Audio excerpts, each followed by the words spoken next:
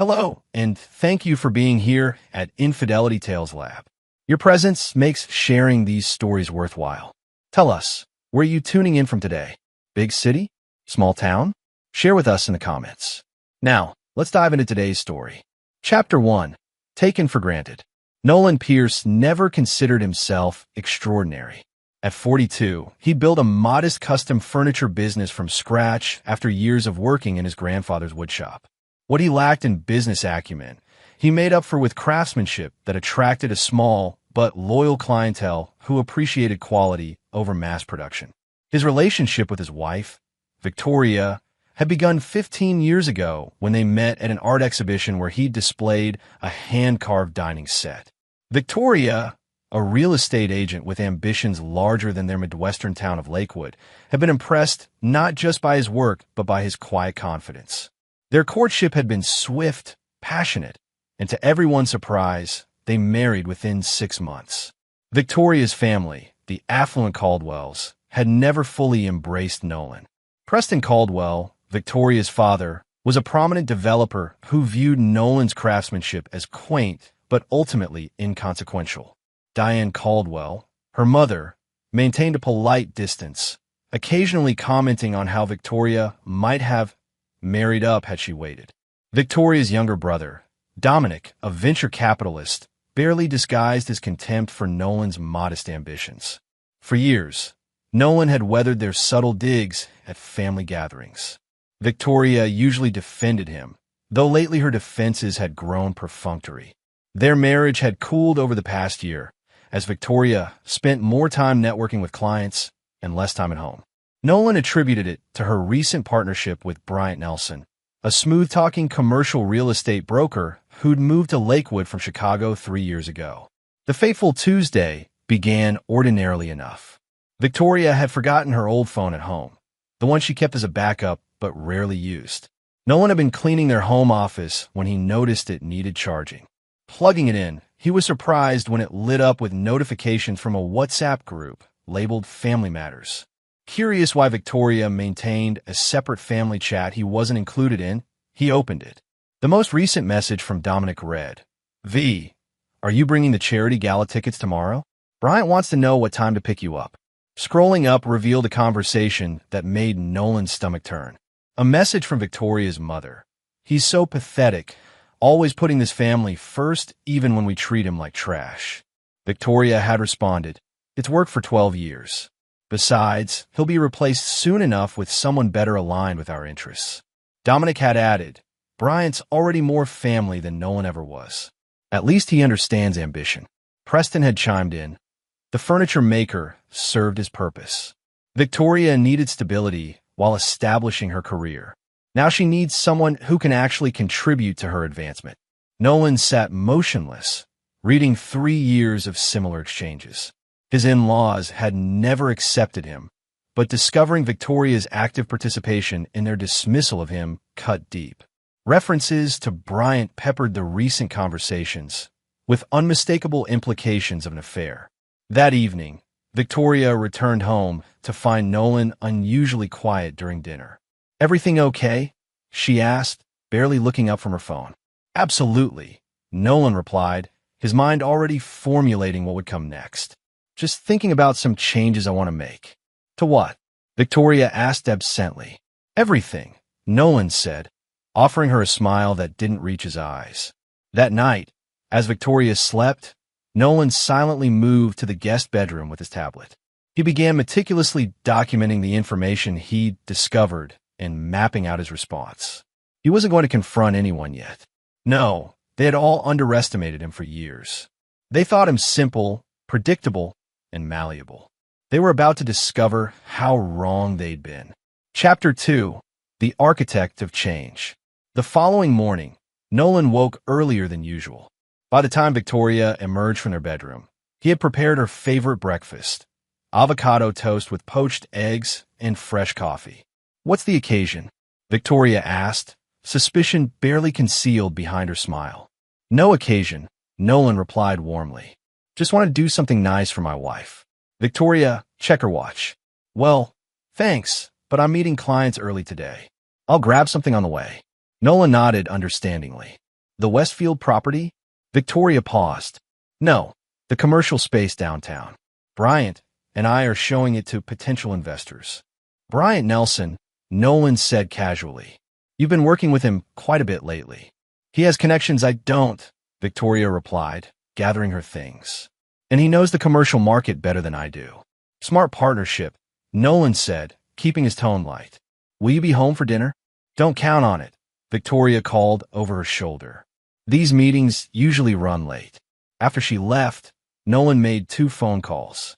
The first was to Leonard Russo, an attorney he'd befriended years ago when designing custom bookshelves for his office. The second was to Patricia Winters, a private investigator recommended by Leonard. By noon, Nolan had arranged a discreet meeting with both at a cafe 3 towns over. He arrived early, selecting a corner table with a view of the entrance. Patricia spoke first after introductions. Leonard mentioned you need surveillance, but not much else. What exactly are we looking at here, Mr. Pierce? I believe my wife is having an affair with her business partner, Nolan stated calmly. I need evidence, but there's more to it than that. He pulled out a tablet and showed them screenshots he'd taken of the family group chat. I've been played for a fool by my wife and her entire family. They've been manipulating me, using me, and planning to discard me once I've served my purpose. I want to know everything. The affair, their business dealings, any potential illegalities. Leonard studied the messages. You're looking at grounds for divorce, certainly. But what exactly is your end goal here, Nolan? Nolan's expression remained neutral. Justice, Leonard. Not revenge, justice. They've treated me as invisible and inconsequential. I want them to understand what happens when you underestimate someone. Patricia nodded. Standard surveillance package to start? Photos, recordings of meetings, trackings of locations, and timing patterns? Yes, Nolan confirmed. But I also want deeper investigation into Bryant Nelson. His sudden appearance in our town 3 years ago strikes me as convenient. I want to know where he came from, why he left, and whether his business dealings are as legitimate as he claims. That's more extensive, Patricia noted. Business background, financial investigation. It gets expensive. I have money they don't know about, Nolan said quietly. My grandfather left me a property and savings I never mentioned to Victoria or her family. I've maintained it separately for years. Use what you need. By the end of the meeting, a plan was in motion. Patricia would begin surveillance immediately. Leonard would prepare potential legal strategies based on what they discovered. As Nolan drove home, his phone buzzed with a text from Victoria, working late with Bryant. Don't wait up. He typed back. No problem. Taking some clients to dinner myself. Sleep well. There were no clients, of course. Instead, Nolan drove to his workshop and began crafting something special. An intricate wooden box with hidden compartments, a physical manifestation of the secrets he was uncovering. As his hands worked the wood, his mind continued architecting the justice that would come. Chapter 3. Pieces in Motion. For the next 2 weeks, Nolan embodied the role of the oblivious husband perfectly. He maintained his regular schedule, showed interest in Victoria's increasing late nights, and even accepted a dinner invitation to the Caldwell estate without complaint. The family dinner proved particularly illuminating. Seated at Preston Caldwell's imposing dining table, Nolan observed the subtle glances between Victoria and her family with new awareness. Nolan, Preston began during dessert, Victoria tells me your little furniture business has been slow lately. Craftsmanship takes time, Nolan replied pleasantly. I've actually been quite busy with custom orders. Preston exchanged a look with Dominic.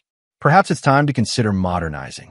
Bryant was telling us about investment opportunities in commercial property that could diversify your income streams. How thoughtful of Bryant to consider my finances, Nolan said, noting how Victoria stiffened slightly. Is he becoming the family financial advisor now? He understands the value of growth, Diane interjected, something this family has always prioritized. Indeed, Nolan agreed, raising his wine glass. To growth and change. They often come when least expected. Later that evening, Patricia called with her first report. Victoria had indeed been spending her late nights with Bryant Nelson at his lake house 15 miles outside of town. The surveillance photos showed them arriving together, embracing at the door. "There's more," Patricia added. "I've been looking into Nelson's background. He left Chicago rather suddenly 3 years ago after working for Meridian Properties. I'm still digging, but there are some irregularities in his employment record." "Keep digging," Nolan instructed, "and I want you to expand surveillance to include Dominic Caldwell. The family seems unusually invested in Bryant's relationship with Victoria." The following morning, Nolan received an email from Leonard with divorce preparation documents.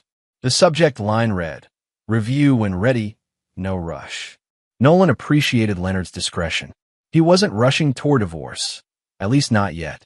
Justice required perfect timing. That afternoon, Victoria surprised Nolan by stopping by his workshop, something she hadn't done in months.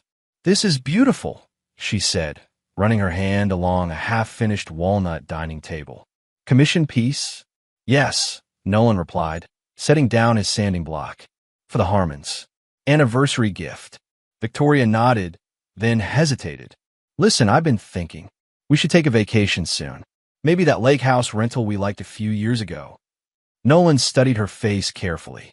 Was this guilt or something else? "I'd like that," he said. "When were you thinking?" "Next month, maybe? I'll have the Westfield listing wrapped up by then, and you could use a break from the workshop." Nolan agreed, all while wondering what had prompted this sudden interest in reconnecting. Later that day, he received another call from Patricia. "I think I know why your wife suddenly wants a vacation," she said. "Bryant Nelson is in trouble. I've connected with a source from Meridian Properties. He left Chicago under suspicion of diverting client funds to personal accounts. Nothing was ever proven, but he departed with a confidential settlement agreement. Is he doing the same here?" Nolan asked. "That's where it gets interesting," Patricia continued. "Your brother-in-law, Dominic Caldwell, has been investing heavily in Bryant's local projects. They formed an LLC together that's purchasing commercial properties around Lakewood. Properties that, coincidentally, your wife has been listing." The pieces were starting to fit together. Victoria's family hadn't just found a replacement for Nolan. They'd found a partner in whatever scheme Bryant was running. And Victoria was either complicit or being used herself. That evening, Nolan accessed Victoria's laptop while she showered. Her password had been their anniversary date for years. He quickly located folders containing details of the properties Bryant and Dominic had been purchasing. One document particularly caught his eye, a planning proposal that showed future development for land that hadn't yet been zoned for commercial use. Land that Preston Caldwell, as a city planning board member, would have influence over. When Victoria emerged from the shower, she found Nolan sitting in the living room, reading a woodworking magazine. "Thinking about that vacation," he said without looking up. "The lake sounds perfect." Victoria smiled, visibly relieved. "I'll start looking at dates." Nolan returned her smile, his mind already mapping the next moves in a game his opponents didn't realize they were playing. Chapter 4. Hidden Depths. A month had passed since Nolan's discovery of the family group chat. In that time, Patricia's investigation had yielded a treasure trove of information. Bryant Nelson wasn't just involved with Victoria. He was orchestrating a sophisticated property scheme with the Caldwells. They were purchasing undervalued commercial properties through shell companies, getting insider information on zoning changes from Preston's position on the planning board, and flipping them for substantial profits. Victoria's role was providing market analysis that deliberately undervalued properties to potential sellers while highlighting future potential to their private investment group. It wasn't technically illegal. It operated in a gray area of insider trading, but it certainly wasn't ethical. Nolan had spent the month meticulously collecting evidence while maintaining his facade of ignorance. He had secretly recorded conversations, photographed documents, and compiled a detailed timeline of their activities. Leonard had advised that while they were skirting legality, proving actual fraud would be difficult without more concrete evidence. "What they're doing isn't clean," Leonard had explained during their weekly meeting. "But Preston's influence provides plausible deniability. We need something more definitive." Nolan nodded, then revealed the next phase of his plan. Victoria mentioned that Preston is hosting a private investment gathering next weekend at their lake house. All the key players will be there, including several city officials. I wasn't invited, of course. That could be an opportunity, Leonard said thoughtfully. If they're pitching to new investors, they might reveal more than they should. Exactly what I was thinking, Nolan agreed. And I have just the way to listen in. The following day, Nolan visited a specialty electronics store 3 counties over, where he purchased several discrete recording devices. That evening, he told Victoria he'd be going on a fishing trip with some clients the weekend of her father's gathering. Perfect timing, Victoria said, relief evident in her voice. You would have been bored anyway. It's all business talk. I'm sure, Nolan replied with a knowing smile she couldn't interpret. 2 days before the investment gathering, Nolan received a call from Patricia. I found something you need to see immediately, she said, her voice tense. They met at a quiet diner off the highway. Patricia slid a folder across the table. Bryant Nelson isn't just running a property scheme, she explained. He's done this before in 3 different cities. Each time, he partners with a prominent local family, establishes investment groups, makes quick profits, then disappears when regulations start catching up. Nolan flipped through the documents, which detailed similar patterns in Chicago, Philadelphia, and Austin. That's not all, Patricia continued. In Chicago, the last family he partnered with, the Levinsons, ended up facing federal charges when the scheme collapsed. Bryant walked away clean. So he's setting up the Caldwells to take the fall, Nolan murmured. Exactly. And based on these transaction records, he's already moving money offshore. I'd say he's planning his exit strategy. Nolan considered this new information. Does Victoria know? Patricia hesitated. That's unclear. I did find this. She pulled out her phone and showed Nolan text messages between Victoria and Bryant that had been recovered from a cloud backup. Victoria, how much longer do we need to keep this going? I'm tired of the charade. Bryant, just a few more months. Once the Riverside development closes, we'll have enough. Your family has served their purpose. Victoria and Nolan. Bryant, he'll get the settlement we discussed. Enough to keep his little woodshop running.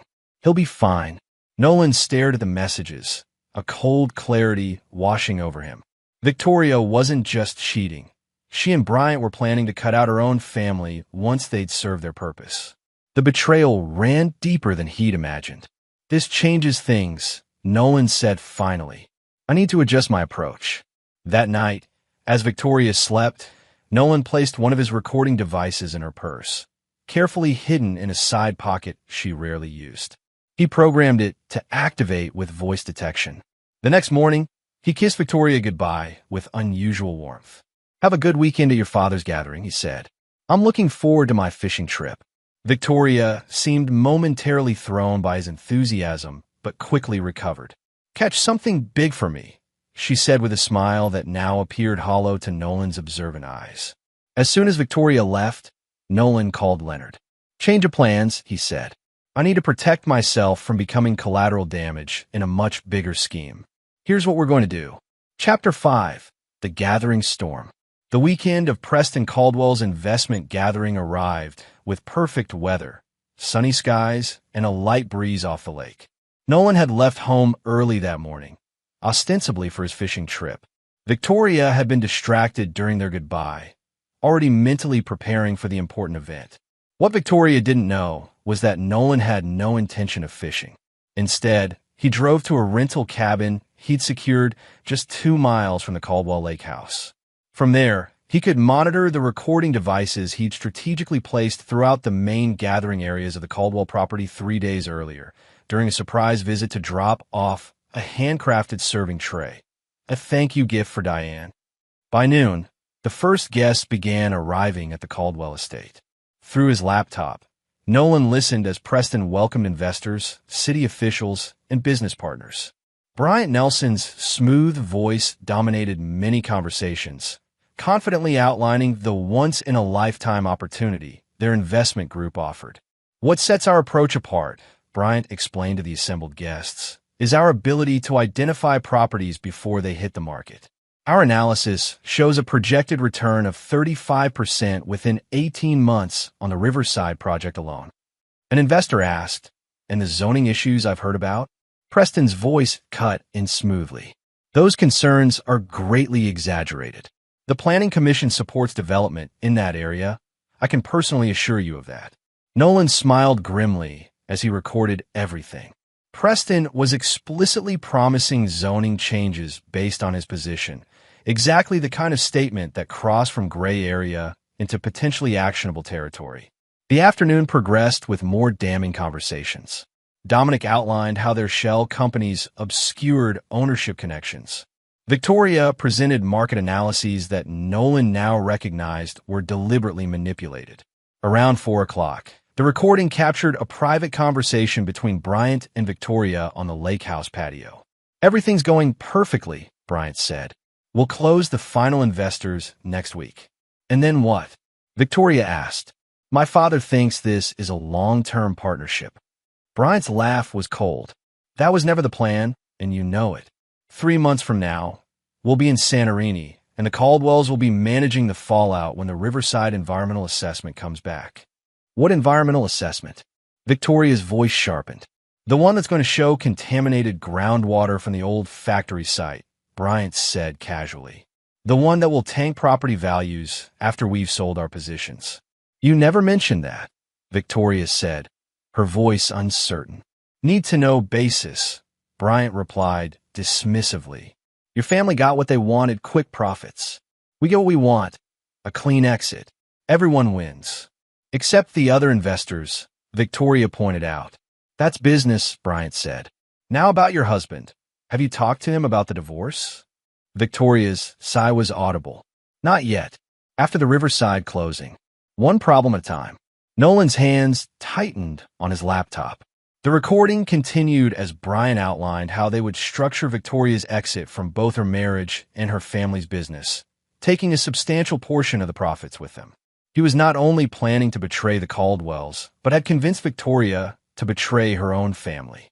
Later that evening, the most damning conversation occurred in Preston's study, where he, Dominic, Bryant, and 2 city officials discussed specific zoning changes in exchange for consulting fees.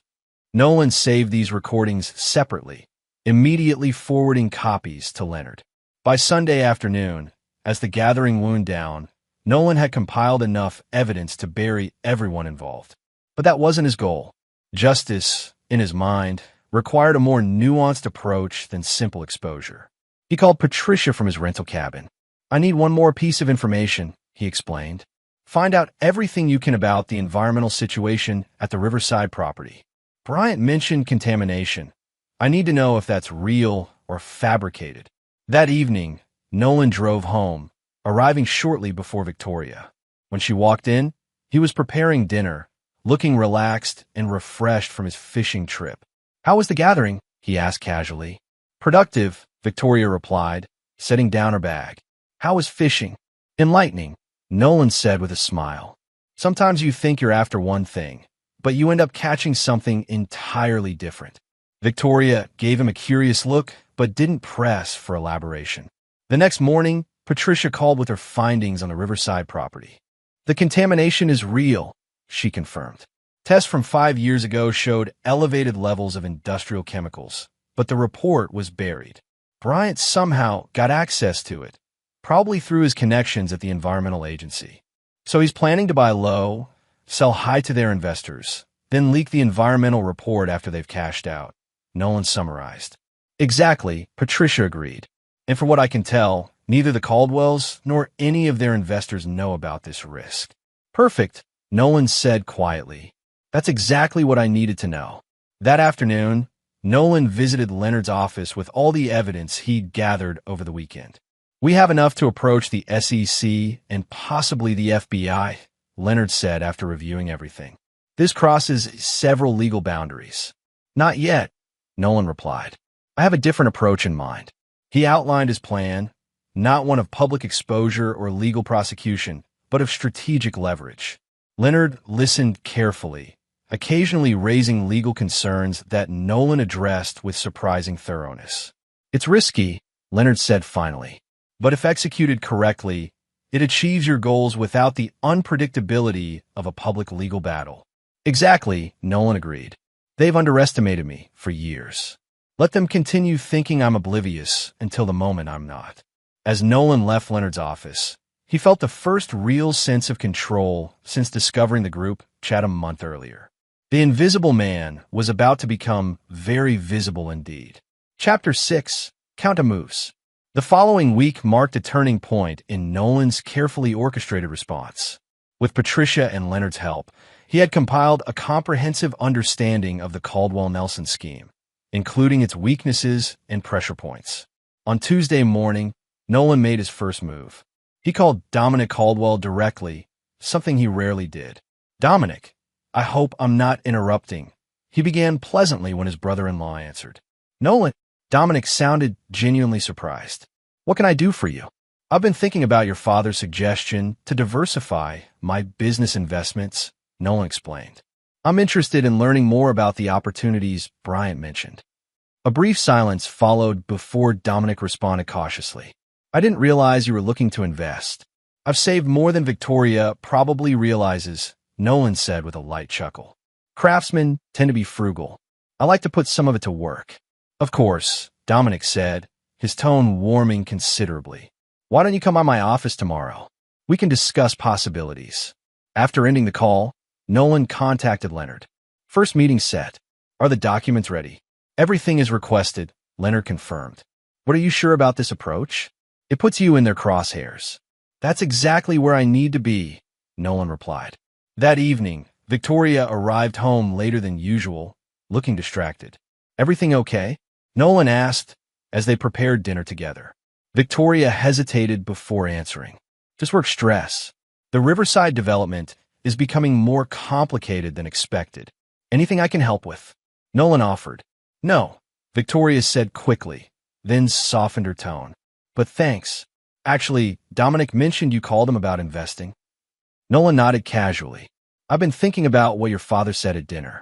Maybe it's time I look beyond the workshop for financial growth." Victoria studied him with an unreadable expression. "That's surprisingly open-minded of you. How much are you thinking of investing?" "I have about $350,000 available," Nolan replied, watching Victoria's eyes widen slightly. "I had no idea you had those kinds of savings," she said. Nolan shrugged. "My grandfather's influence. He always said to keep a portion of earnings untouched. It adds up over 15 years.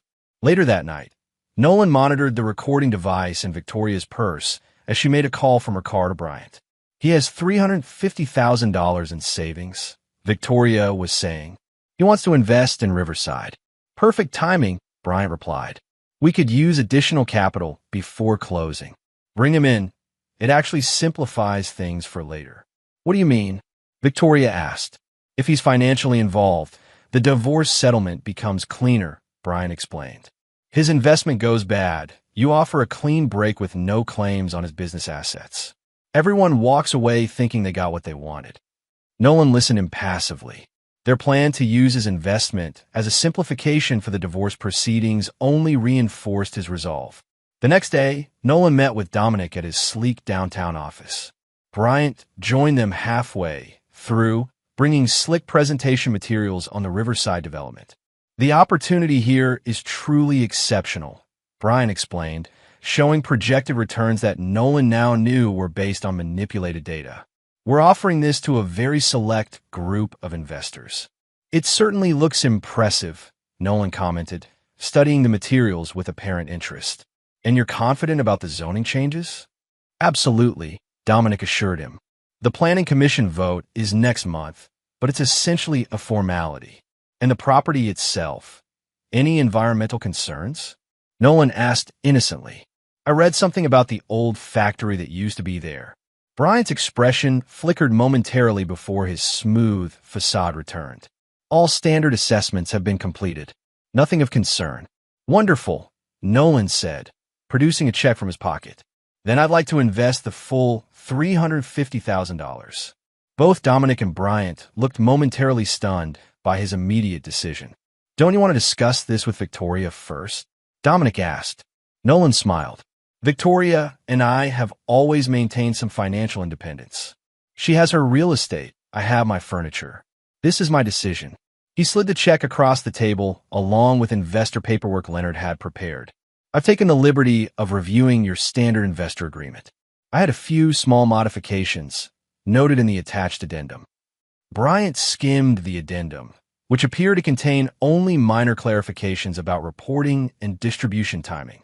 "This all seems reasonable," he said, glancing at Dominic, who nodded in agreement. They signed the papers, and Nolan left with copies of everything, including his investor ID for the Riverside Development Partners, LLC. What neither Bryant nor Dominic realized was that the innocuous-looking addendum Leonard had prepared contained carefully worded clauses that would prove crucial later. It specified Nolan's right to independently verify all property assessments and his ability to request full financial disclosures at any time, rights that standard investors in their scheme didn't possess. That evening, Victoria was unusually attentive when Nolan returned home. "How did the meeting with Dominic go?" she asked, pouring him a glass of wine. "Very well," Nolan replied. "I've invested in the Riverside development." Victoria nodded, trying to appear casually supportive. "That's a big step for you. I know how conservative you usually are with money. Sometimes change is necessary," Nolan said meaningfully. "I've been too comfortable for too long."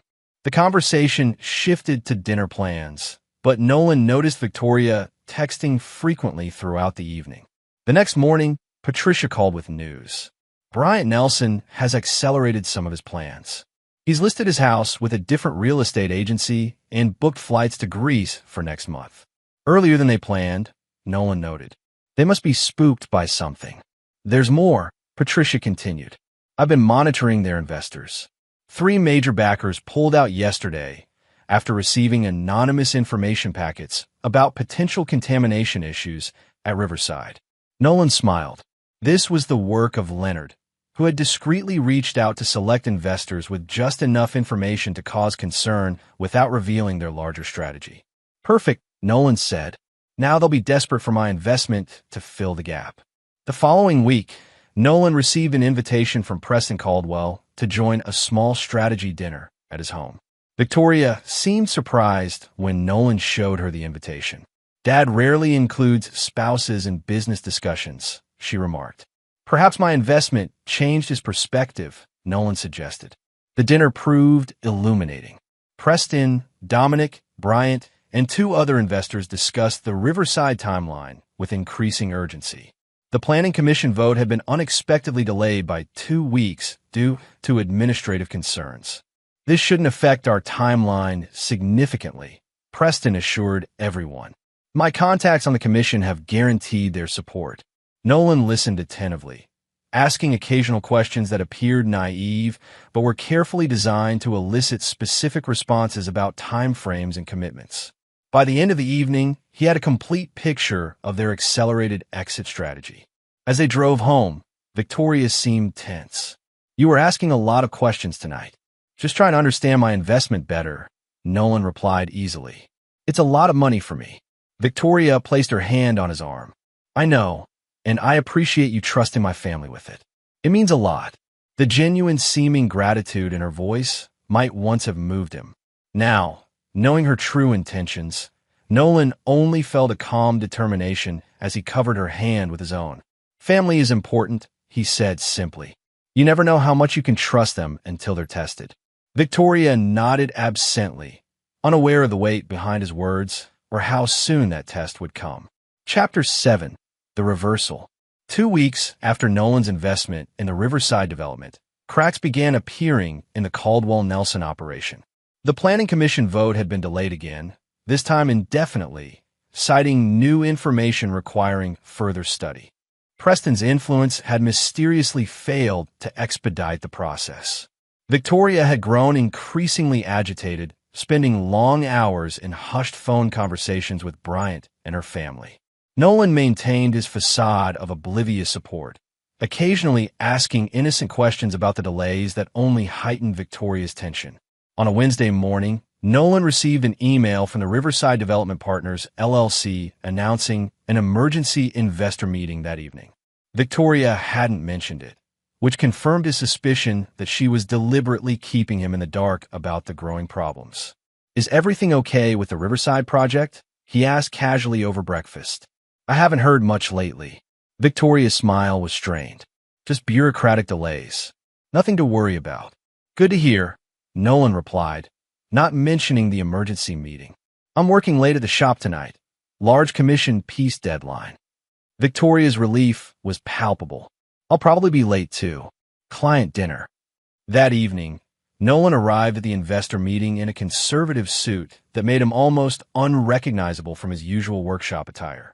He took a seat at the back of the conference room as Preston, Dominic, and Brian attempted to project confidence despite the obvious tension. As you all know, we've encountered some unexpected regulatory hurdles, Brian began, his usual smoothness undercut by a slight edge in his voice. However, we want to assure everyone that these are temporary setbacks.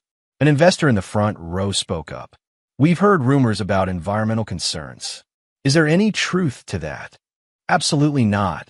Preston interjected firmly. Those rumors are baseless and potentially libelous.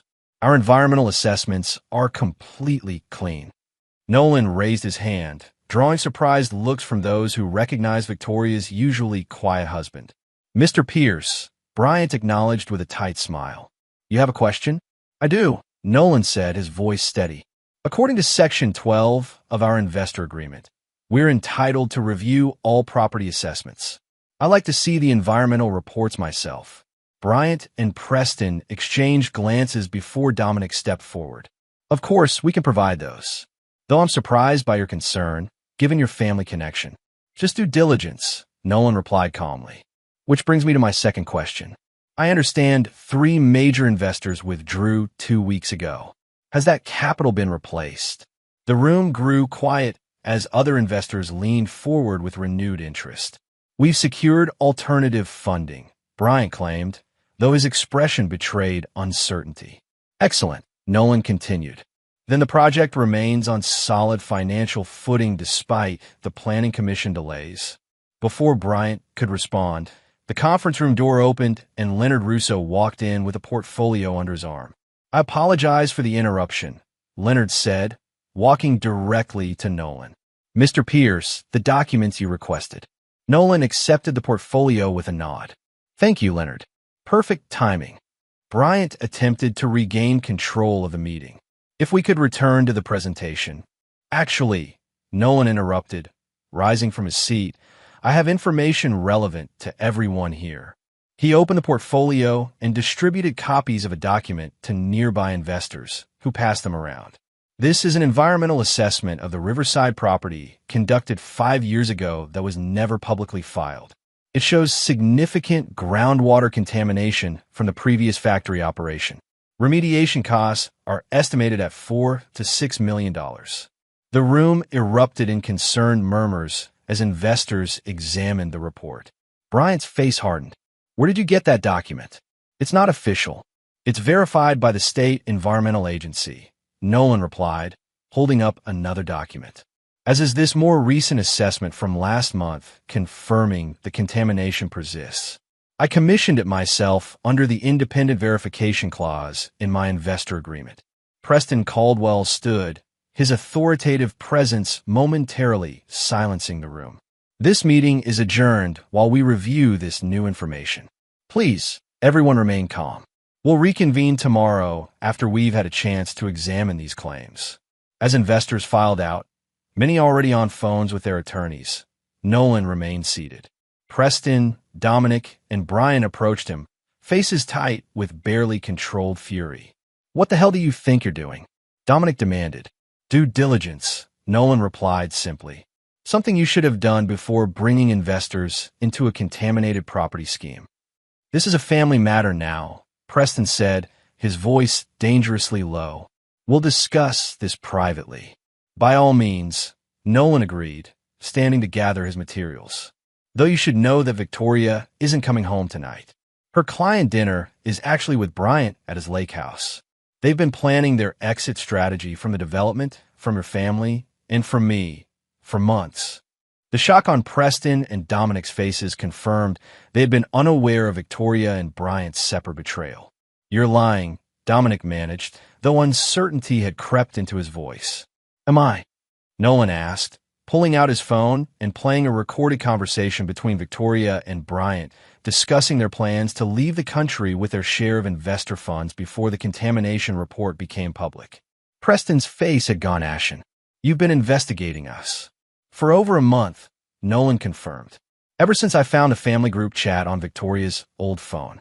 The one where you all discussed how pathetic I am and how I'll be replaced soon with someone better. Recognition and shock crossed their faces. That was private family communication, Preston said stiffly. Indeed, Nolan agreed. And now you understand how private betrayal feels. He handed each of them a business card for Leonard Russo. My attorney will be in touch tomorrow with terms. I suggest you don't make any travel plans in the meantime. As Nolan walked to the door, Dominic called after him. Terms? What terms? Nolan turned back with a calm smile. The terms under which I don't take everything I've discovered to the SEC, the FBI, and every investor you've defrauded. The terms under which you get to salvage something from this disaster you've created. With that, he left them standing in the conference room, their perfectly constructed scheme collapsing around them. Chapter 8. Confrontations. The morning after the investor meeting, Victoria returned home looking exhausted and tense. She found Nolan sitting at the kitchen table, calmly drinking coffee and reading the newspaper. You're up early, she commented, setting down her purse. The same one containing the recording device that had captured her late-night conversation with Bryant after they'd learned of the disastrous investor meeting. Important day, Nolan replied without looking up. How was your client dinner? Victoria hesitated. Fine. Just long. We had a lot to discuss. I'm sure you did, Nolan agreed, finally folding the newspaper and meeting her eyes. Bryant must be quite upset about the investor meeting. Victoria froze, her coffee cup halfway to her lips. What investor meeting? The emergency one last night. Nolan explained conversationally, where I shared the environmental report on Riverside with everyone. The cup slipped from Victoria's fingers, shattering on the floor. She didn't move to clean it up, her eyes fixed on Nolan's calm face. How did you? She began, then stopped herself. Note about the meeting? Or about the contamination? Nolan asked. Or about your affair with Bryant? Or about your plan to leave the country with investor money before the scheme collapsed? Victoria's face drained of color. You've been spying on me. I prefer to call it due diligence, Nolan corrected, using the same phrase from the meeting. After finding your family's group chat where you all discussed replacing me with someone better, I became curious about exactly what was happening. Victoria's expression shifted from shock to calculation. Nolan, whatever you think you know. I know everything, Victoria, he interrupted gently. Every conversation, every plan, every betrayal. I have recordings, documents, witness statements. I know about Bryant's history of running this same scheme in other cities. I know about your father's planning commission influence. I know about Dominic's shell companies. Victoria sank into a chair. What do you want? Interesting question, Nolan mused. What does the invisible man want when he suddenly becomes visible? Justice, I suppose. Not revenge. That's too simple. Justice requires balance. Money, Victoria asked bluntly. Is that what this is about? Nolan laughed softly. I have money. More than you knew about. The cabin on Lakeview Road that my grandfather left me, I've been renting it out for 15 years. The trust fund he established, I've never touched the principal. While you all thought I was just a simple furniture maker getting by, I was quite comfortable. Then what? Victoria demanded, frustration breaking through her composure. Consequences, Nolan answered simply. For 15 years, I loved you and your family, despite the subtle digs, the condescension, the dismissal of my work. I defended you all, believed in you. And all along, you were just using me until someone better came along. He stood and walked to the window, looking out at the garden he'd cultivated for years. Leonard Russo, my attorney, is meeting with your father and brother right now. They're discussing the terms under which I don't pursue legal action for fraud, conspiracy, and a dozen other charges. You would destroy your own family? Victoria asked incredulously. Nolan turned back to her, his expression hardening. My family? The one that called me pathetic? The one that planned to discard me? That's not family, Victoria. That's a business arrangement that's reached its termination point. Victoria's phone buzzed repeatedly. She glanced at it to see multiple missed calls from her father, brother, and Bryant. You should probably answer that, Nolan suggested. They'll be wanting to discuss damage control. As if on cue, the doorbell rang. Nolan checked his watch. Right on time. He opened the door to reveal Patricia Winters standing on the porch with a professional-looking woman Nolan introduced as Meredith Zhao, a federal investigator. Ms. Caldwell, Meredith said formally, I'm with the Securities and Exchange Commission. We'd like to ask you some questions about Riverside Development Partners, LLC. Victoria looked from the investigator to Nolan, disbelief evident in her expression. You actually called the authorities? No, Nolan corrected. I provided evidence to them when they contacted me. It seems someone else reported concerns about the development. One of the investors you tried to defraud, perhaps? Ms. Zhao is here as a courtesy to allow you to make a voluntary statement before formal proceedings begin. Victoria's phone buzzed again. This time she answered, listening for a few moments before saying, He's turned us in to the SEC. There's an investigator at our house right now. After another pause, she added, Yes, I'll come right over. Hanging up, she faced Nolan with cold fury. My father wants to meet with you. He says there's a solution that can work for everyone. I'm sure he does, Nolan replied evenly. After you speak with Ms. Zhao, you're welcome to join us. I believe Leonard and I have a very reasonable proposal for how this ends. As Victoria moved to follow the investigator into the living room, she paused beside Nolan. I never thought you had this in you, she said quietly. All these years, I underestimated you. Everyone did, Nolan agreed. That was your mistake. 3 hours later, Nolan sat in Preston Caldwell's study, facing Victoria's father across his imposing mahogany desk. Dominic paced by the window, while Leonard Russo sat calmly beside Nolan, reviewing documents. Victoria and Brian had been asked to wait in the living room, a strategic decision to separate the conspirators during negotiations. This is blackmail, Preston stated flatly, gesturing to the proposal Leonard had presented. No, Leonard corrected politely. Blackmail would involve threatening to expose information for personal gain. This is a settlement offer to avoid litigation that would certainly result in criminal charges, financial ruin, and public humiliation for everyone involved. You want controlling interest in all Caldwell development properties, Dominic interjected angrily. At fair market value, accounting for the actual conditions of those properties, Nolan pointed out, including the contamination costs for Riverside that you concealed. And you want Victoria to publicly file for divorce, citing her infidelity. Preston continued, reading from the document. With a settlement already outlined, that's more than generous, Leonard noted. Nolan retains all his separate property and business assets. Victoria keeps her personal accounts and receives a one-time payment of $100,000. No further claims on either side. Preston leaned back in his chair, studying Nolan with new respect and barely disguised hatred. And if we refuse? Leonard slid forward a USB drive. Then this goes to the SEC, FBI, every investor in your schemes, and every business contact you have.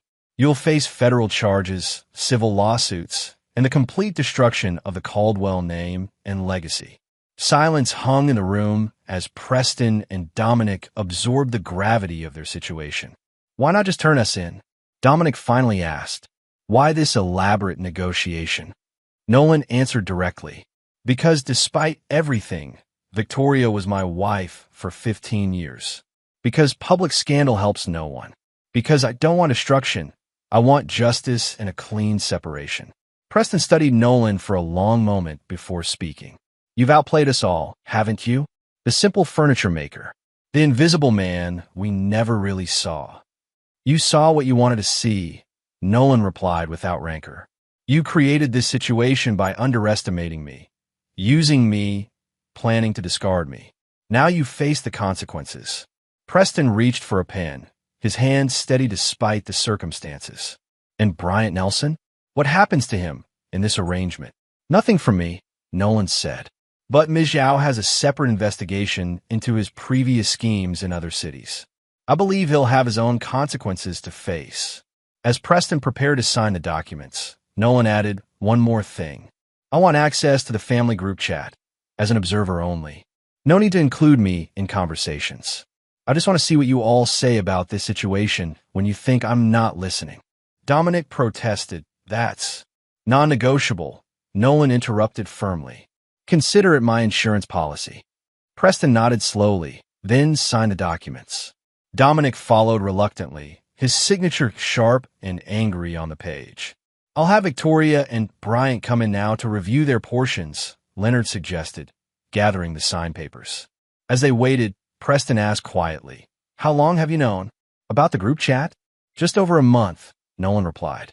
About the affair? 3 weeks. About the property scheme? 2 weeks. It's amazing what people reveal when they think no one is paying attention. Preston's gaze was calculating.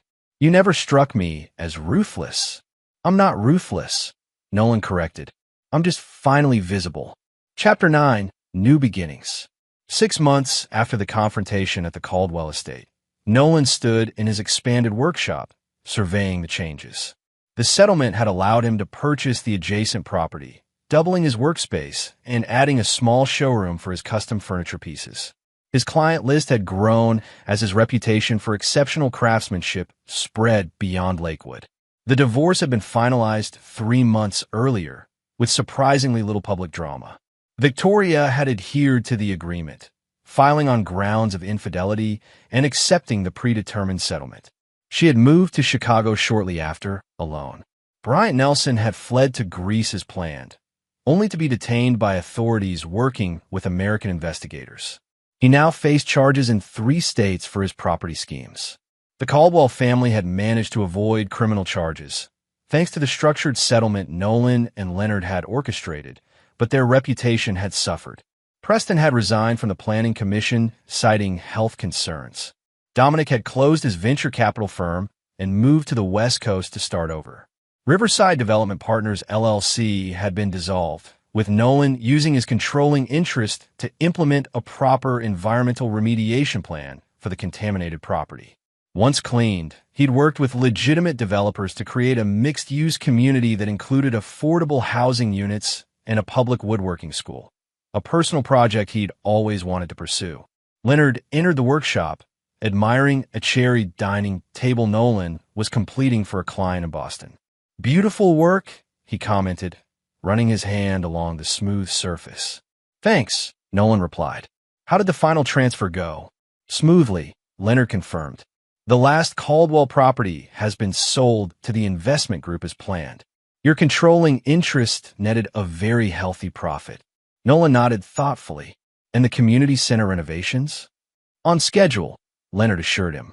The woodworking school should be ready to accept students by spring. They moved to Nolan's office, where a simple lunch awaited them. As they ate, Leonard mentioned casually, Victoria contacted me yesterday. Nolan looked up, surprised. What did she want? To amend the divorce agreement, Leonard explained. She's struggling financially in Chicago. It seems her real estate license there isn't generating the income she expected without her family connections. And Nolan prompted, his expression neutral. And I reminded her of the non-modification clause in your agreement, Leonard said. She wasn't pleased. Nolan considered this information. Has she been added back to the family group chat? Leonard smiled slightly. Yes, about 2 months ago.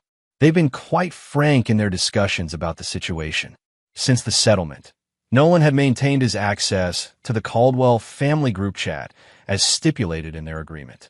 He rarely checked it now, having moved beyond the need for that particular window into their lives. Anything interesting? He asked. Preston blamed her for everything. Of course, Leonard reported. Dominic suggested she find another furniture maker to bankroll her. They're not exactly a supportive bunch. Nolan nodded, unsurprised. And have they mentioned me recently? Not by name, Leonard said. They refer to you as the woodworker or, occasionally, the invisible man with a certain bitterness. I think they've finally recognized what they lost by underestimating you. After lunch, Leonard departed, leaving Nolan alone in his workshop. He returned to the cherry dining table, applying a final coat of finish with careful, deliberate strokes. The work centered him, as it always had. His phone buzzed with a message from Patricia. Riverside remediation officially complete. Environmental agency signed off this morning. Congratulations. He smiled, setting down his brush to respond with thanks. As evening approached, Nolan locked up the workshop and walked to his truck. He drove not to the house he'd shared with Victoria. He'd sold that months ago, but to his grandfather's cabin on Lakeview Road. He'd renovated it personally, turning it into the home he'd always wanted but Victoria had never embraced. Entering the cabin, he was greeted by the scent of cooking. Amelie Henderson, the environmental lawyer who had helped navigate the Riverside remediation, looked up from the stove and smiled. "Perfect timing," she said. "Dinner's almost ready." They had met during the cleanup project, her passionate commitment to environmental justice aligning with his determination to right the wrongs of the Riverside development. Their professional relationship had gradually evolved into something more, built on mutual respect and genuine appreciation. "How was your day?" she asked as they settled at the dining table, one he'd crafted specifically for this space. "Productive," Nolan replied, pouring wine for them both. "The Boston Commission is nearly complete, and the remediation at Riverside got final approval." "That's wonderful," Amelie said warmly. "You've turned that disaster into something truly positive for the community." After dinner, they sat on the cabin's porch overlooking the lake, the same lake where the Caldwell estate stood several miles around the shore, now sold to new owners. "I saw an interesting message in the family chat today," Nolan mentioned. "Victoria's struggling in Chicago." Amelie studied his expression in the fading light. "How does that make you feel?" Nolan considered the question carefully. Not satisfied exactly. Not vindicated. Just at peace with how things have unfolded. "Everyone is facing the natural consequences of their choices, including me." "Do you regret any of it?" Amelie asked. "Not the outcome," Nolan said thoughtfully. "Though perhaps I regret not seeing things clearly sooner. I spent years being invisible because it was easier than demanding recognition. And now," Amelie prompted. "Now I'm exactly where I should be," Nolan said, reaching for her hand. "Visible to those who matter, invisible to those who don't. On my own terms." As darkness settled over the lake, Nolan reflected on the journey of the past year. He had transformed from the invisible man, taken for granted, underestimated, nearly discarded, into someone who had claimed his rightful place in his own life.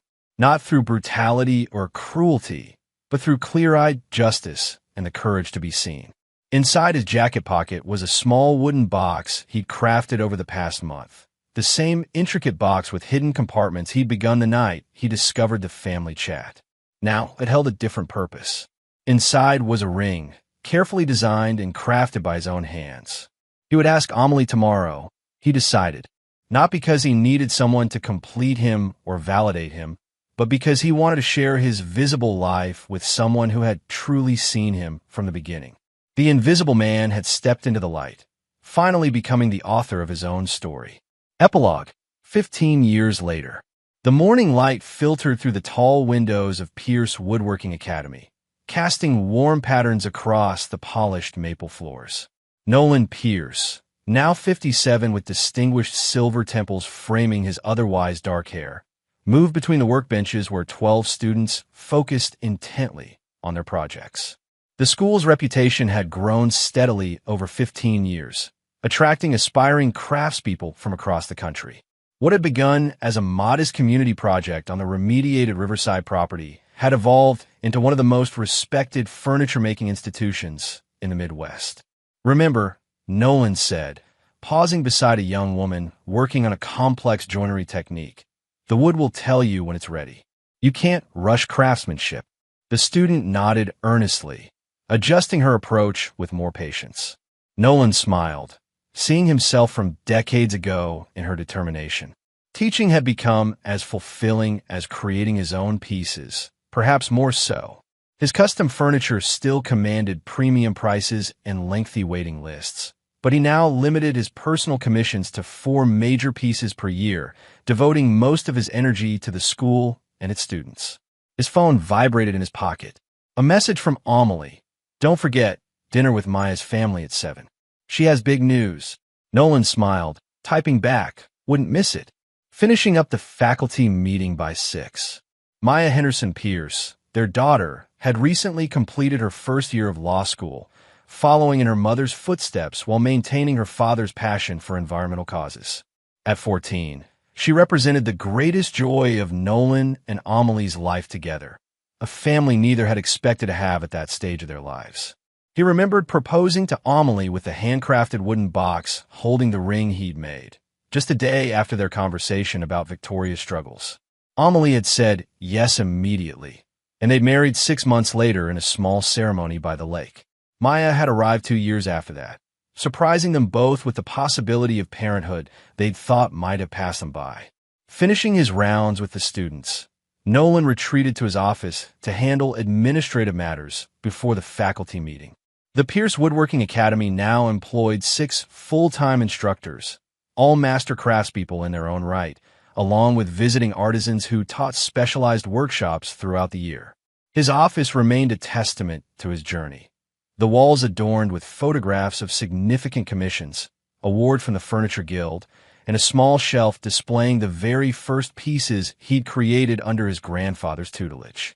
But the most prominent item was a large framed photograph of the complete Riverside development, as seen from above.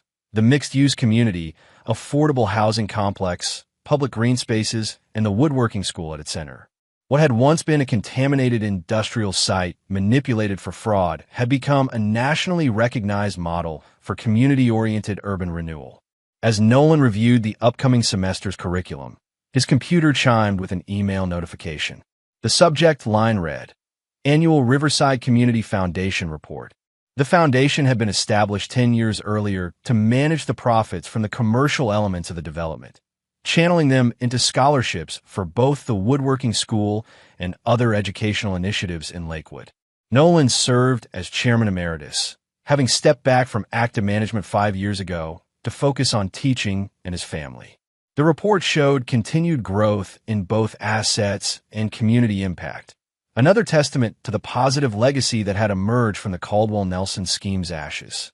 Nolan allowed himself a moment of satisfaction before turning to his faculty meeting notes. Across town, in the sleek downtown offices of Henderson Environmental Law, Amelie Pierce, she had kept Henderson professionally, concluded a conference call with EPA officials regarding a major corporate compliance case. At 53, she had built her firm into one of the region's premier environmental practices, with 8 attorneys and a reputation for both technical excellence and unwavering integrity. After ending the call, she opened her desk drawer and removed a small framed photograph, their family at Maya's high school graduation 2 years earlier. Nolan stood tall and proud, his arm around Amelie, while Maya beamed between them, valedictorian cords draped over her graduation gown. The photograph reminded Amelie of how unexpectedly rich her life had become after meeting Nolan during the Riverside remediation project. She sometimes marveled at how different their family dynamic was from what Nolan had experienced with Victoria and the Caldwells. Where they had diminished him, made him invisible, Amelie had always seen his quiet strength and depth. Their relationship had been founded on mutual respect that had deepened into profound love and partnership over 15 years. Her assistant knocked lightly on the door. Your 3 o'clock is here, Leonard Russo. Amelie smiled. Send him in. Leonard, now 70 with a full head of white hair and the same sharp eyes, entered with a leather portfolio under his arm. Though technically retired from full-time practice, he still handled select matters for long-time clients, including the Pierce family. How's my favorite environmental crusader? He asked, settling into a chair. Busy as always, Amelie replied warmly. How was your Mediterranean cruise? Educational, Leonard said with a wink. Though I may have spent more time sampling local wines than historical sites. But that's not why I'm here. He placed the portfolio on her desk and opened it to reveal legal documents. The final paperwork on the Victoria Caldwell matter. I wanted to deliver these personally. Amelie's expression grew serious as she examined the papers. So, she's really going through with it? Leonard nodded. After all these years, I must admit, I never expected this particular development. 3 hours later, in an upscale restaurant in Lakewood's revitalized downtown district, Nolan and Amelie sat across from Maya and her boyfriend, Thomas, listening as their daughter shared her news. I've been offered a clerkship with Justice Ramirez on the state Supreme Court after graduation, Maya announced, her eyes shining with excitement. It's a 2-year position, and afterward, Thomas and I are thinking of starting our own practice focusing on environmental justice cases. Thomas, a third-year law student with a background in environmental science, nodded enthusiastically. We want to combine litigation with community advocacy, inspired by both of you, actually. Nolan reached across the table to squeeze his daughter's hand. I'm incredibly proud of you, Maya. Not just for your achievements, but for your vision. Your grandfather would have been proud too. Thanks, Dad, Maya said softly. After a moment, she added, there's something else we wanted to tell you. Thomas reached into his pocket and produced a small velvet box. We're engaged. I asked Maya last night, and she said yes. Amelie's eyes filled with tears of joy as she embraced her daughter, while Nolan shook Thomas's hand firmly before pulling him into a hug. Welcome to the family, Nolan said sincerely. Though I have to ask, did you make the ring yourself? Because that's something of a tradition. Thomas laughed. No, but I designed it with a jeweler who specializes in ethical sourcing. I figured that was in the spirit of things. As they celebrated with champagne, Nolan felt a deep contentment. This moment, his family expanding, his daughter forging her own path built on values he and Amelie shared, represented everything he had built in the 15 years since his life had been upended by betrayal. The following afternoon, Nolan drove to Lakeview Cemetery, a small bouquet of wildflowers in the passenger seat. The annual visit had become a personal ritual, one that Amelie respected by giving him this time alone. He parked near the peaceful grove where his grandfather's headstone stood, simple and dignified like the man himself. Nolan placed the flowers at its base and stood quietly for a few moments. Maya's engaged, he said finally. You would have liked Thomas. He reminds me of you in some ways, thoughtful, principled. After paying his respects, Nolan walked to another section of the cemetery, stopping before a much newer granite marker. Diane Caldwell, beloved mother and grandmother. Victoria's mother had passed away 7 years earlier after a brief battle with cancer. Nolan had attended the funeral discreetly, standing at the back of the service. Not out of malice or a desire to intrude, but because despite everything, Diane had been his mother-in-law for 15 years. The past couldn't be erased, only reconciled and integrated into the full tapestry of one's life. As Nolan turned to leave, he noticed a slender figure approaching from the opposite direction. He recognized her immediately, despite the years, Victoria. She saw him at the same moment and hesitated briefly before continuing forward. At 57, Victoria Caldwell still maintained the polished appearance she had always valued, though her face now showed the lines of time and experience. They stood on opposite sides of her mother's grave, the first time they had been face-to-face in nearly 15 years. Nolan, she said finally, her voice softer than he remembered. I didn't expect to see you here. I come every year, he replied simply. She was family, regardless of how things ended. Victoria nodded, a complexity of emotions crossing her features. Leonard told Amelie about my request. I assume? Yes, it's been discussed. After her move to Chicago had failed to provide the fresh start she'd hoped for, Victoria had eventually relocated to Seattle, where she had slowly rebuilt her real estate career. Over the years, she had occasionally contacted Leonard about modifying aspects of the divorce agreement, but had never pursued any claims legally. The most recent contact, however, had been different. Victoria had reached out not to request financial adjustments, but to express a desire to make amends, beginning with a substantial donation to the scholarship fund at Pierce Woodworking Academy. I wasn't sure you'd accept it, Victoria said, looking down at her mother's grave rather than at Nolan. I would understand if you didn't. It's not about me, Nolan replied. The foundation benefits students who might not otherwise have access to education. Their opportunities shouldn't be limited by our history. Victoria nodded. After a moment of silence, she asked, Is it true that Dominic reached out to you last year? Yes, Nolan confirmed. He wanted advice on starting over. Dominic Caldwell's move to the West Coast had initially seemed to promise a fresh start, but old habits had proven difficult to break. A series of questionable business ventures had eventually resulted in fraud charges. After serving 18 months in a minimum security facility, Dominic had found himself starting truly from scratch, his reputation and resources depleted. "And you helped him," Victoria stated rather than asked.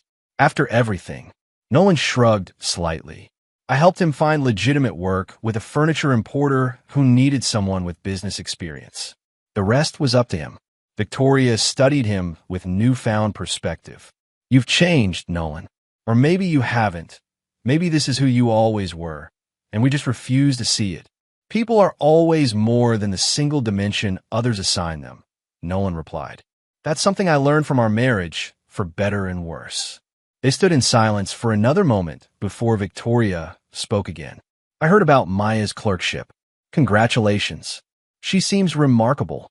"She is," Nolan agreed, surprised that Victoria kept tabs on his family. "What did you hear about it?" "The legal community is smaller than it seems. My husband is an attorney in Seattle." This was news to Nolan. "I didn't know you had remarried." Victoria nodded. 8 years ago. Robert specialized in real estate law initially. We met during a complex transaction. He's a good man, more patient than I deserved at that point in my life." "I'm glad," Nolan said sincerely. "Everyone deserves a chance to build something meaningful." Victoria smiled faintly. "That sounds like forgiveness." "Not exactly," Nolan clarified. "Forgiveness implies forgetting, and I haven't forgotten. But I've moved beyond letting those memories define my present or future. There's a difference." Victoria nodded in understanding. "And my father? Have you moved beyond with him as well?" Preston Caldwell had never recovered from the collapse of his reputation and influence in Lakewood. After his resignation from the Planning Commission, he had attempted to rebuild his development business in a neighboring state, but had struggled to establish the same connections and leverage he had once enjoyed. Reports suggested he now lived modestly in a retirement community in Arizona, his ambitions finally tempered by age and circumstance. "I have no quarrel with Preston anymore," Nolan said. "The past is settled." Victoria glanced at her watch. "I should go. My flight back to Seattle leaves in a few hours. I just wanted to pay my respects while I was in town for the real estate conference." She hesitated, then added, "The donation to the scholarship fund. It's not about easing my conscience, though I won't pretend that isn't part of it. It's about contributing to something meaningful that will outlast all our mistakes." Nolan nodded. "I understand. Leonard will finalize the arrangements." As Victoria turned to leave, she paused. Whatever became of Bryant? Bryant Nelson had faced multiple charges in different jurisdictions after his scheme unraveled. He had served 4 years in federal prison before being released on parole. Attempts to trace his whereabouts afterward had yielded little information. He seemed to have finally learned the value of keeping a low profile. "Last I heard, he was working as a sales manager for a timeshare company in Florida," Nolan replied. "Under a different name." Victoria shook her head slightly. "Some people never really change." "And some do," Nolan countered. "That's what makes life interesting." With a final nod of acknowledgement, Victoria walked away, her figure growing smaller as she followed the cemetery path toward the parking area. Nolan remained for a few minutes longer, reflecting on the unexpected encounter. 15 years ago, seeing Victoria would have stirred anger, hurt, or at least tension. Today, he felt only a calm acknowledgement of a chapter in his life that had led, however painfully, to where he now stood. She had once been part of making him invisible. Now, fully seen and known by those who mattered most, he could view that past with perspective rather than pain. That evening, Nolan and Amelie sat on the porch of their lakeside home, the expanded and renovated cabin that had become their permanent residence. Maya and Thomas had joined them for dinner, but had departed earlier, eager to share their engagement news with Thomas's parents. "I saw Victoria today," Nolan said as they watched the sunset paint the water in brilliant oranges and pinks. "At the cemetery." Amelie nodded, unsurprised. Leonard mentioned she was in town. "How was it?" "Unexpectedly ordinary," Nolan replied thoughtfully. "Like meeting an old business associate rather than someone who wants to find my life." "That's what healing looks like," Amelie observed. "Not forgetting, but transforming the memory into something that no longer has power over you. Nolan reached for her hand, his thumb brushing over the wedding ring he had crafted for her 15 years earlier. She mentioned she's remarried. Seems to have found stability. Good for her, Amelie said without irony. Leonard brought the final paperwork for her donation to the scholarship fund today. It's quite substantial, enough to fund 4 full scholarships for the next decade. Life takes unexpected turns, Nolan mused. 15 years ago, I never would have imagined accepting anything from Victoria or her family. Now it seems like the right thing to do for the students, not for us. Amelie leaned her head against his shoulder. You once told me that you wanted justice, not revenge. Maybe this is the final piece of that justice. Everyone finding their proper place in the world, even if it's not what any of you anticipated. From inside the house, Nolan's phone chimed with an incoming email. He checked it briefly, then showed the screen to Amelie. It was a message from Leonard with the subject line, "Family chat access terminated." Part of their original settlement with the Caldwells had included Nolan's access to the family group chat as insurance. For years, he had maintained that access, but had checked it less and less frequently as his new life had taken shape. Now, 15 years later, the Caldwell family chat had been officially discontinued, the final vestige of that chapter of his life. Are you okay with this? Amelie asked, studying his expression in the fading light. Nolan nodded, a sense of completion washing over him. More than okay. It's overdue. He composed a brief reply to Leonard, acknowledged. No further action needed. Then he set the phone aside and turned his attention back to the sunset and the woman beside him. Maya asked if we'd host the wedding here, on the property, Amelie mentioned after a comfortable silence. Next summer, after her clerkship begins. Perfect, Nolan agreed, envisioning their daughter beginning her marriage in the place that had witnessed the renewal of his own life. I'll build them something special, maybe a wedding arch for the ceremony. And I suppose you'll be designing their dining table as well. Amelie teased, knowing his tradition of crafting furniture for significant family milestones. Of course, Nolan confirmed with a smile. Something that will last generations. As darkness settled over the lake, they remained on the porch, talking quietly about Maya's wedding plans and Thomas's integration into their family. Nolan felt a profound sense of contentment. Not the shallow happiness he had once mistaken for fulfillment during his marriage to Victoria, but something deeper and more authentic. 15 years ago, he had discovered his invisibility in the eyes of those who claimed to care for him. That painful revelation had set him on a path not just of justice, but of self-discovery. In becoming visible to himself, recognizing his worth, his capacities, his right to be fully seen, he had created a life where genuine connection replaced convenience, where respect replaced manipulation. The wooden box with hidden compartments that he had begun crafting the night he discovered the family chat still sat on his desk inside. Over the years, it had become a repository for meaningful mementos. Maya's first baby tooth, the first set of keys to the woodworking school, the receipt from his and Amelie's wedding dinner. What had begun as a physical manifestation of secrets uncovered had transformed into a treasure chest of a life well lived. What are you thinking about? Amelie asked, noticing his contemplative expression. Nolan smiled, drawing her closer. About visibility. About how sometimes you have to become invisible to those who never truly saw you in order to become visible to those who will. And have you, she asked, become fully visible? More and more each day, Nolan replied, his voice quiet but certain. With you, with Maya, with my students. Being seen isn't about demanding attention. It's about authentic presence with those who value it. As the first stars appeared over the lake, Nolan Pierce, once the invisible man, now fully present in a life of his own creation, embraced the peaceful certainty that justice had indeed been served, not through destruction, but through transformation. The painful discovery of 15 years ago had been not an ending, but a beginning. The first step toward a life more genuine, more connected, and more fulfilled than he could have imagined when he first picked up Victoria's old phone and glimpsed the truth behind the facade. In that moment of quiet reflection, Nolan realized that the greatest revenge against those who had once made him invisible was simply this: living visibly, purposefully, and authentically in a life rich with meaning and connection. No dramatic confrontation or punitive measure could have yielded a more complete justice than the full and generous life he now led, a life beyond the reach of those who had once sought to diminish him. The invisible man had not only become visible, he had become luminous. And there you have it. Another story comes to an end. What did you think? I'd love to hear your thoughts in the comments below. If you enjoy this story,